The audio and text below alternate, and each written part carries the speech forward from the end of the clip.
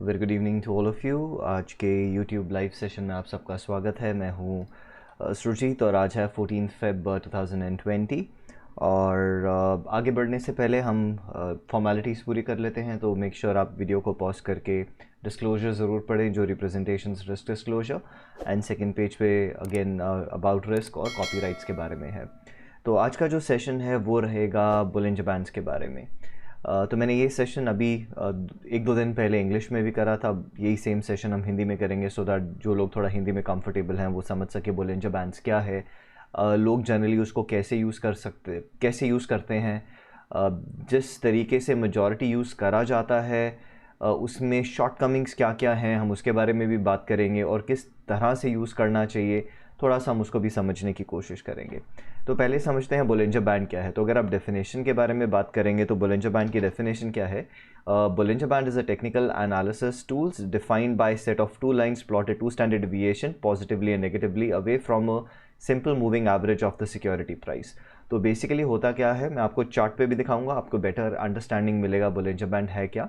But basically एक 20 period simple moving average जो है वो प्लॉट करा जाता है चार्ट पे, और वो 20 period simple moving average plot करने के बाद स्टैंडर्ड डिविएशन कैलकुलेशन करते हैं और उस स्टैंडर्ड डिविएशन को कैलकुलेट करने के बाद उस स्टैंडर्ड डिविएशन का जो ट्वाइस हुआ, सो लेट्स इमेजिन मेरा कैलकुलेशन आया कि स्टैंडर्ड डिविएशन की वैल्यू है 2, तो 2 स्टैंडर्ड डिविएशन कितना हो जाएगा, because can you see it's 2 standard deviation, 2 standard deviation हो जाएगा 2 multiplied by 2 which is equal to 4। तो इससे 4 पॉइंट्स ऊपर और 4 पॉइंट्स नीचे which is 2 standard deviation positive 2 SD and -2 standard deviation negative, एक अपर बोलिंजर बैंड और एक लोअर बोलिंजर बैंड ड्रॉ करा जाता है। तो पहले हम समझते हैं स्टैंडर्ड डिविएशन क्या है, फिर मैं आपको इसको ये चार्ट पे दिखाऊंगा, चार्ट पे समझाऊंगा, आपको बेटर अंडरस्टैंडिंग आएगा कि बोलिंजर बैंड होते क्या है। तो नेक्स्ट चीज़ क्या हो गया कि स्टैंडर्ड डिविएशन क्या है। So what is standard deviation? अगर आप डेफिनेशन पे जाएंगे, standard deviation is a statistics that measures the dispersion of a data set relative to its mean and is calculated as the square root of the variance. It is calculated as the square root of variance by determining the variation between each data point relative to the mean. If the data points are if the data points are further from the mean, higher is the standard deviation, and the more closer it will be, the lower would be the standard deviation. तो इसको समझने से पहले अब हम बात करते हैं बोलिंजर बैंड्स को समझने से पहले कि स्टैंडर्ड डिविएशन कैसे कैलकुलेट होता है। नाउ इसकी टेक्निकलिटीज़ में जाने की ज़रूरत नहीं है, but just for the understanding purpose की थोड़ा सा समझ आए कि स्टैंडर्ड डिविएशन कैलकुलेट कैसे होता है, हम एक क्विकली एग्जांपल को देखेंगे, फिर चार्ट्स पे चलेंगे जहाँ पे आपको ये मैं और सिंप्लीफाई करके समझाऊंगा। तो स्टैंडर्ड डिविएशन कैलकुलेट करने के लिए होता क्या है, पहले हमको n नंबर ऑफ ऑब्जर्वेशंस लेनी होती है।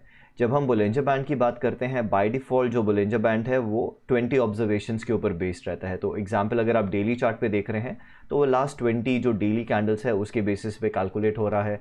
अगर आप 1 आवर के चार्ट पे हैं तो लास्ट जो 1 आवर की 20 कैंडल्स हैं उसके बेसिस पे कैलकुलेट होता है। तो डिफ़ॉल्ट वैल्यू रहता है बोलिंजर बैंड का 20।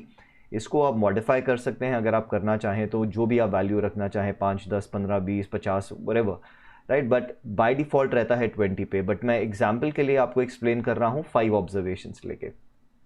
सो लेट्स एज्यूम कि एक स्टॉक जो है आज अराउंड 2.6% मूव करा, एक दिन पहले अराउंड 3.8% मूव करा, उससे एक दिन पहले 4.8, उससे एक दिन पहले 5.6, उससे एक दिन पहले 7.8।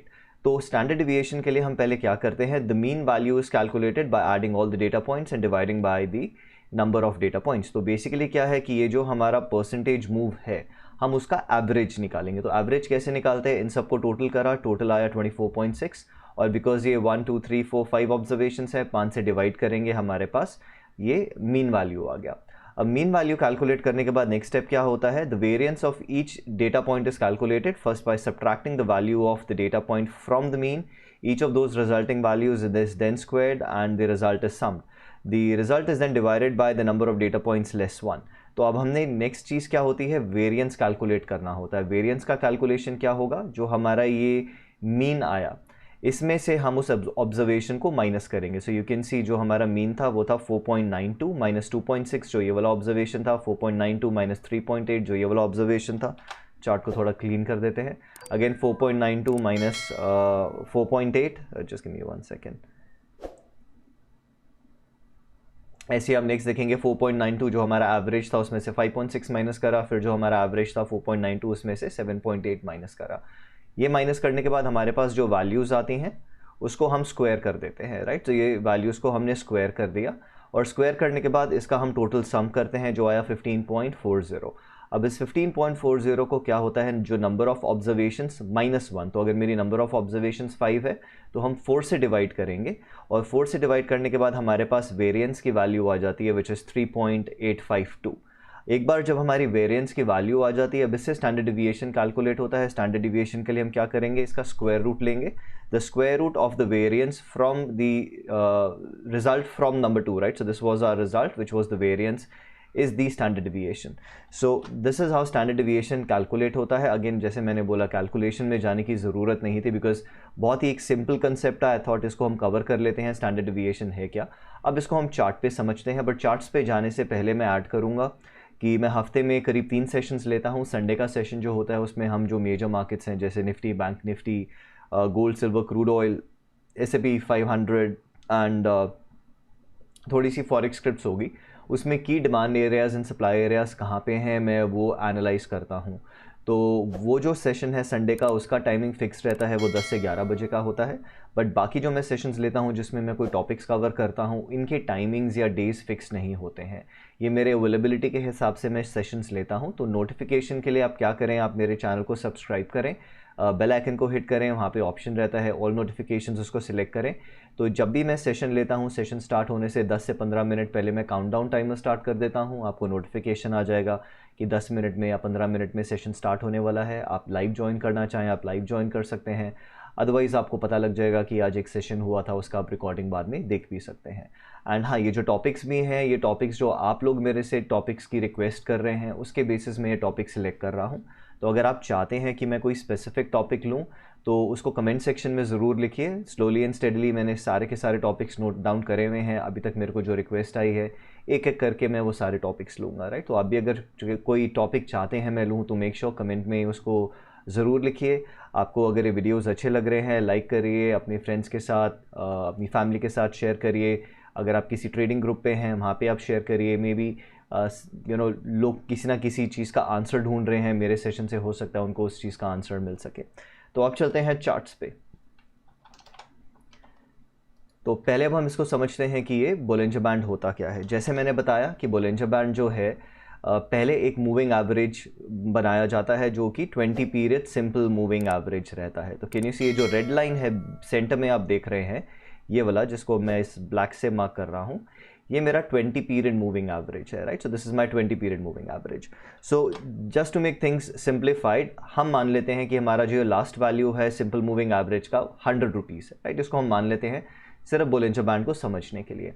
अब हमने जो कैलकुलेशन करा था जो कि हमारा स्टैंडर्ड डिविएशन का था, उसमें हमारा स्टैंडर्ड डिविएशन का वैल्यू क्या आया था, वो था 1.9 समथिंग। तो इसको सिंप्लीफाई करने के लिए हम मान लेते हैं कि मेरा स्टैंडर्ड डिविएशन का वैल्यू आया 2, राइट। अब होता क्या है, बिकॉज मेरा स्टैंडर्ड डिविएशन का वैल्यू 2 आया, इसको हम 2 से मल्टीप्लाई करेंगे बिकॉज हम 1 स्टैंडर्ड डिविएशन नहीं, हम 2 स्टैंडर्ड डिविएशन पे बोलिंजर बैंड ड्रॉ करते हैं। तो जब 2 से मल्टीप्लाई करा आंसर हो गया 4। तो अगर ये 100 है तो ये ड्रॉ होगा 104 पे और ये ड्रॉ होगा 100 - 4 विच विल बी 96। तो ये हो गया पॉजिटिव 2 स्टैंडर्ड डिविएशन और ये हो गया नेगेटिव 2 स्टैंडर्ड डिविएशन। तो अब होता क्या है कि जैसे जैसे मूविंग एवरेज बनती जाएगी, जो भी उस टाइम स्टैंडर्ड डिविएशन की वैल्यू होएगी उस हिसाब से अपर बैंड और लोअर बैंड क्रिएट हो जाता है चार्ट पे। अब ये तो पता लग गया कि इस चार्ट पे स्टैंडर्ड डिविएशन यूज़ करके बोलिंजर बैंड्स कैसे क्रिएट होते हैं, बट अब इसका यूज़ क्या है उसके लिए हम वापस चलते हैं अपने पीपीटी पे। तो अगर आप बेल कर्व की बात करेंगे, right, so this basically talks about probability कि स्टैंडर्ड डिविएशन यूज़ करके प्रोबेबिलिटी क्या है। तो अगर आप इसको अगर हम सिंपल एग्जांपल लें, मान लेते हैं कि हम एक रबर बैंड को एक पिन से एंकर कर देते हैं। अब उस रबर बैंड को मैं जितना ज़्यादा स्ट्रेच करूँगा उतना ज़्यादा प्रोबेबिलिटी है कि वो रबर बैंड टूट के वापस एंकर पॉइंट पे आ जाएगा। नाउ डजंट मैटर मैं उसको इस साइड पे स्ट्रेच करूँ या इस साइड पे स्ट्रेच करूँ, जितना ज़्यादा हम स्ट्रेच करेंगे उतना ज़्यादा प्रोबेबिलिटी है वो वापस एंकर पॉइंट पे आ जाएगा। ऐसे ही जो हमारा 20 पीरियड मूविंग एवरेज होता है वो हमारा एवरेज मीन प्राइस हो गया। अब अगर हम इसकी बात करेंगे, ये 1 स्टैंडर्ड डिविएशन नेगेटिव है, ये 1 स्टैंडर्ड डिविएशन पॉजिटिव है, ये 2 स्टैंडर्ड डिविएशन नेगेटिव है, ये 2 स्टैंडर्ड डिविएशन पॉजिटिव हो गया।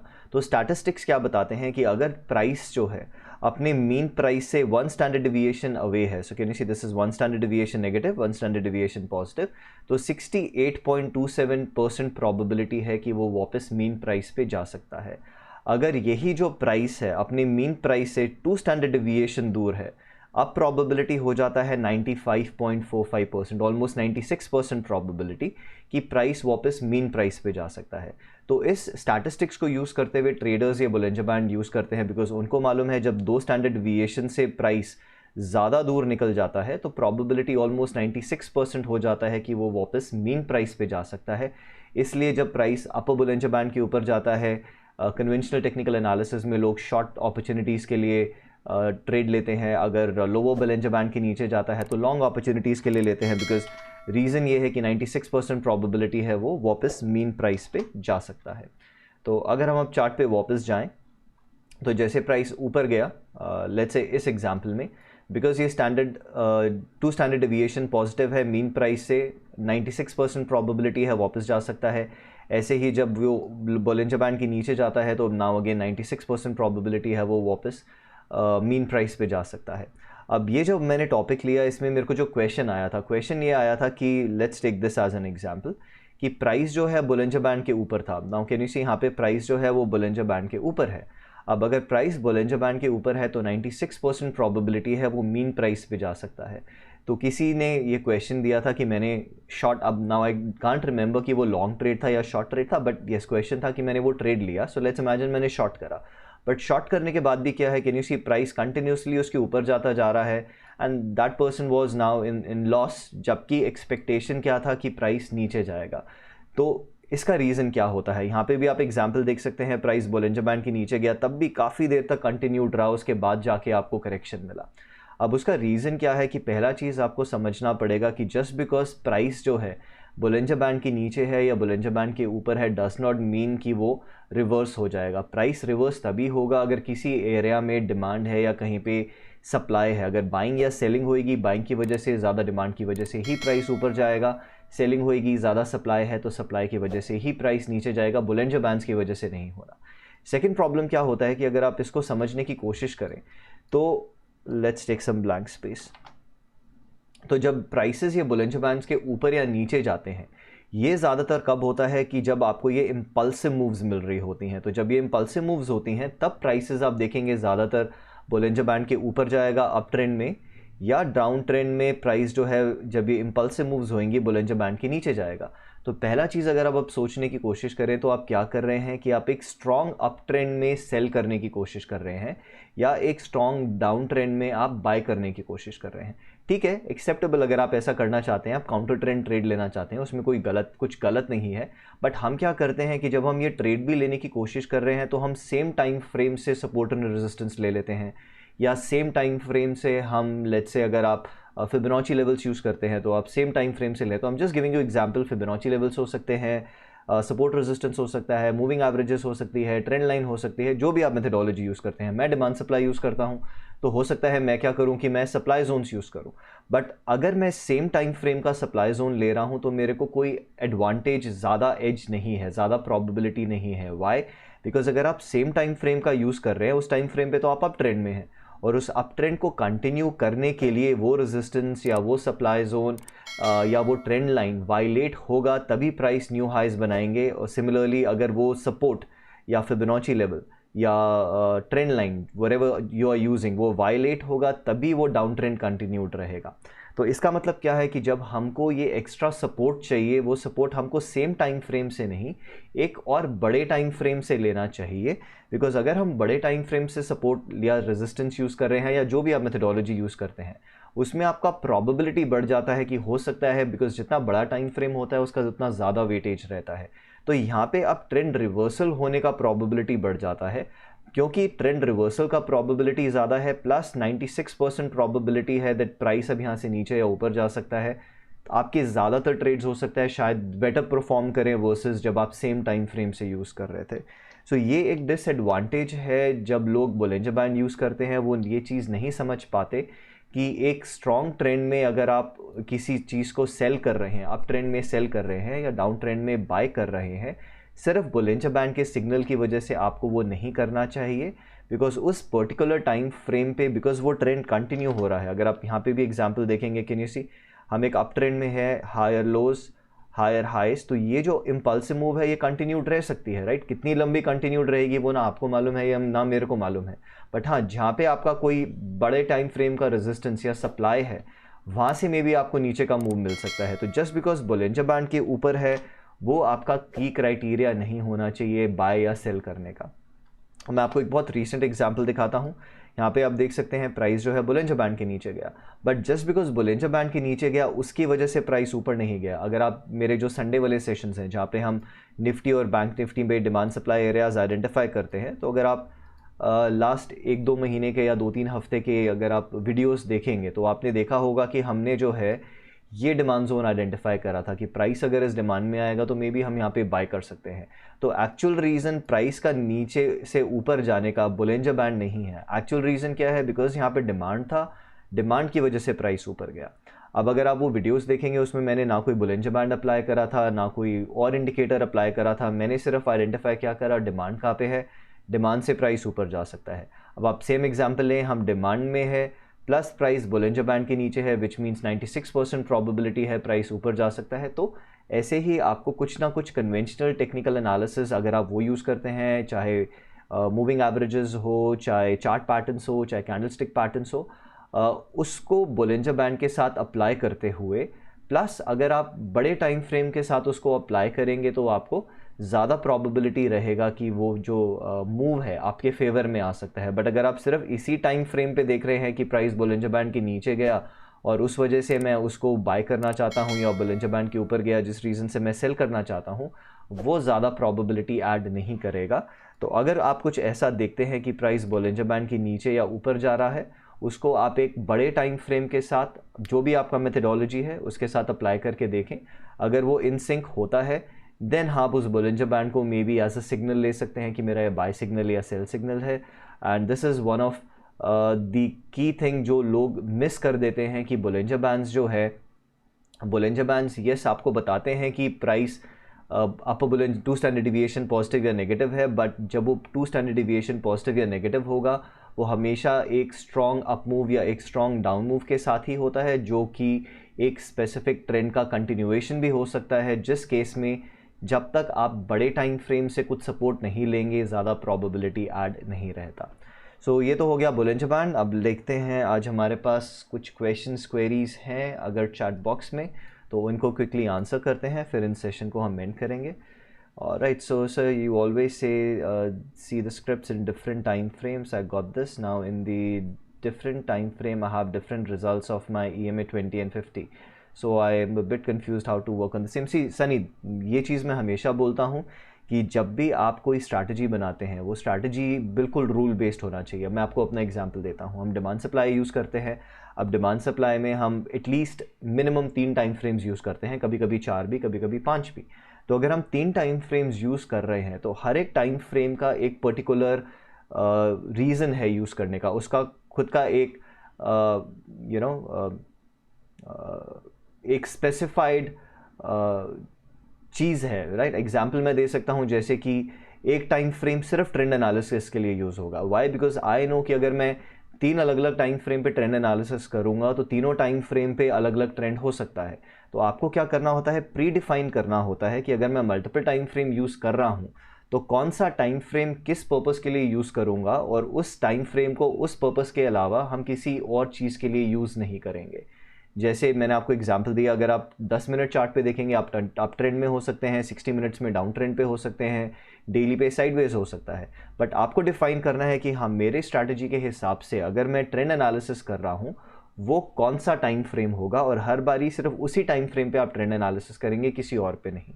तो उसमें क्या होता है, बिकॉज आपके रूल्स प्री डिफाइंड है तो वो कन्फ्यूजन क्रिएट नहीं होगा, राइट। सो उसके लिए आपको देखना पड़ेगा कि आपका स्ट्रैटेजी क्या है, क्या कौन सा चीज़ आप कौन से टाइम फ्रेम पे अप्लाई करना चाहते हैं ना। अब very simple example can be, अब जैसे मैंने आपको बोलिंजर बैंड का एग्जांपल दिया, तो लेट्स हम मान लेते हैं कि आप अपना जो ट्रेड लेते हैं आप 15 मिनट चार्ट पे लेते हैं, ठीक है। अब आप क्या करेंगे कि 15 मिनट चार्ट पे अगर प्राइस अपर बुलिंजर बैंड के ऊपर जाता है या लोअर बुलिंजर बैंड के नीचे जाता है, now this is a signal for you कि हाँ मे बी 96% प्रोबेबिलिटी है वो मीन प्राइस पे जा सकता है।